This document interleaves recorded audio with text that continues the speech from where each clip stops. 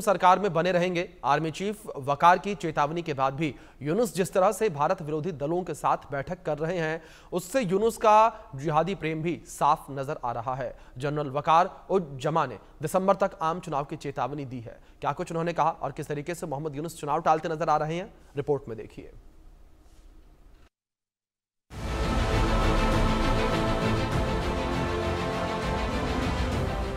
वो सत्ता का लालची है, वो लोकतंत्र का विरोधी है।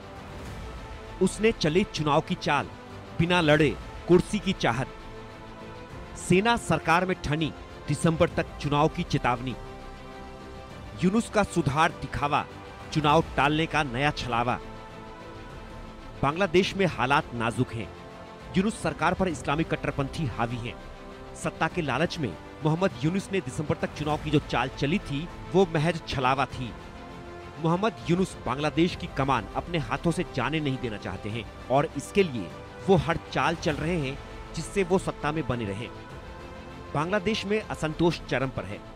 राजनीतिक गुटबाजी तेज हो चली है। राजनीतिक गुटों के बीच आम सहमति नहीं बन पा रही है।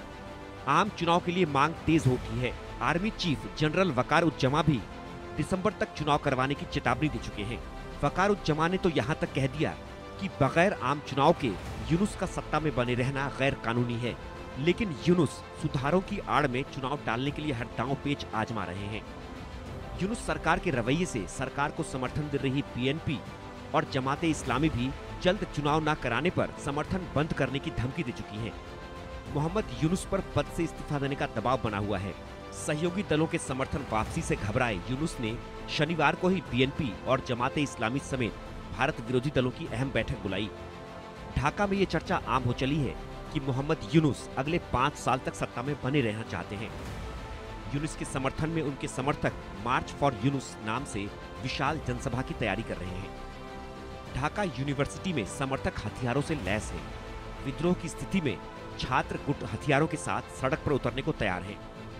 अगर ऐसा होता है तो बांग्लादेश में एक बार फिर चरमपंथी कत्ले-आम मचाएंगे, नरसंहार करेंगे।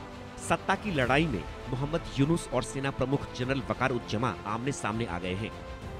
सेना प्रमुख दिसंबर तक चुनाव चाहते हैं, यूनुस टालना चाहते हैं।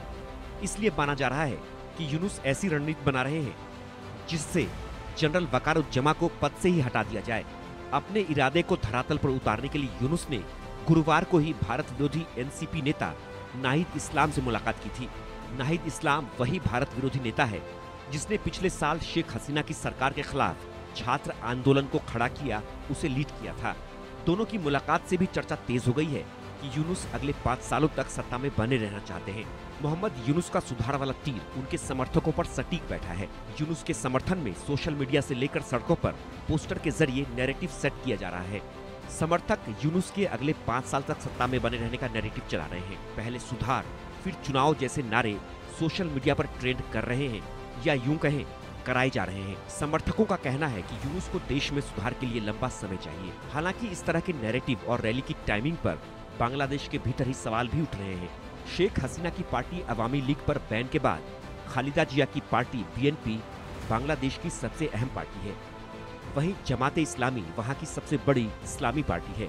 दोनों ही दल भारत विरोधी हैं। इन सब के बीच शनिवार को सलाहकार समिति की खास बैठक के बाद फैसला लिया गया है कि मोहम्मद यूनुस अंतरिम सरकार के प्रमुख बने रहेंगे। अगर मोहम्मद यूनुस अपनी चाल में सफल हो गए, बांग्लादेश में सत्ता में अगले 5 साल तक बने रहे, तो बांग्लादेश में इस्लामिक कट्टरपंथ चरम पर पहुंच जाएगा। हिंदुओं पर अत्याचार, मारकाट, लूटपाट और हिंदू विरोधी घटनाएं और बढ़ेंगी।